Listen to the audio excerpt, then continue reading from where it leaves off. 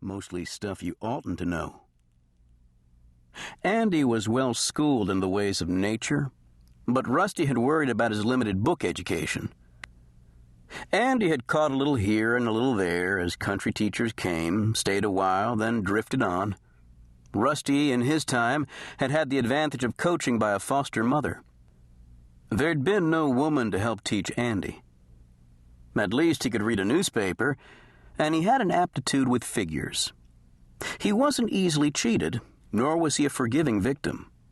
Most who tried once never cared to do it a second time.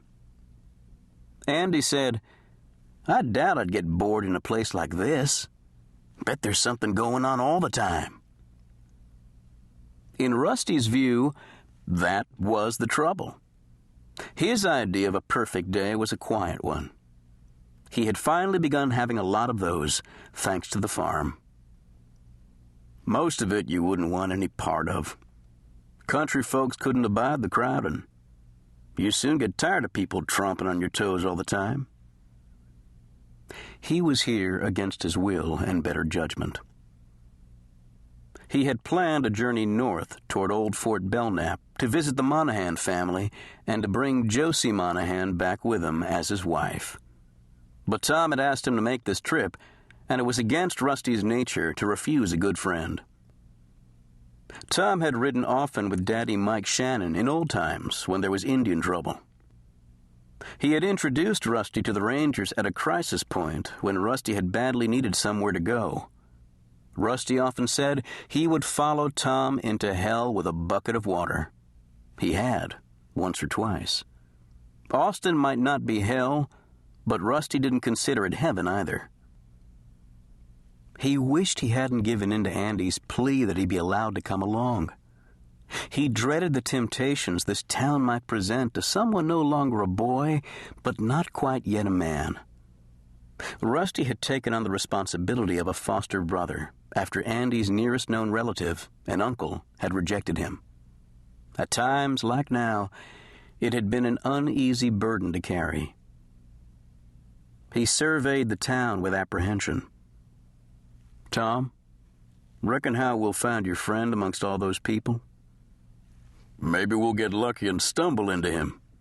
Otherwise, he's likely putting up at a wagon yard. We'll ask around." Tom had been a county sheriff before Reconstruction authorities threw him out of office for having served the Texas Confederate government.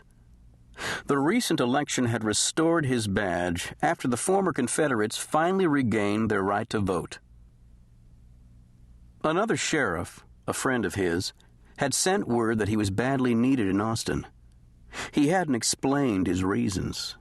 He had just said to hurry and bring help. Tom had immediately called on Rusty. Respecting his law enforcement experience, before war's end, had caused the ranger companies to disintegrate. Andy had jumped at a chance to quit the farm a while and see the city.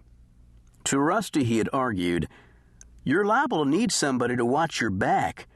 You made some enemies while you were a ranger." Rusty suspected Andy's motivation had less to do with protectiveness than with an urge to see something new and enjoy some excitement. Because it was the dead of winter, Rusty and Andy had little farm work that couldn't be postponed. Last year's crop was long since harvested, and this year's planting had to await warm ground. It would have been a good time for Rusty to get his red hair trimmed, then take a several days' ride up to the Monahan place and ask Josie a question he'd postponed much too long. Instead, he found himself approaching Austin and wondering why. During ranger service, that often took him far from home. Rusty had remained at heart a farmer with a strong tie to land he'd known since boyhood. Andy empathized, but had never been that dedicated to the soil.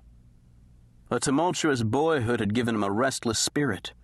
He welcomed any excuse to saddle long red and travel over new ground, to cross rivers he hadn't previously known. "It's the Indian in him," Rusty had heard people say. You never saw an Indian stay in one place long unless he was dead.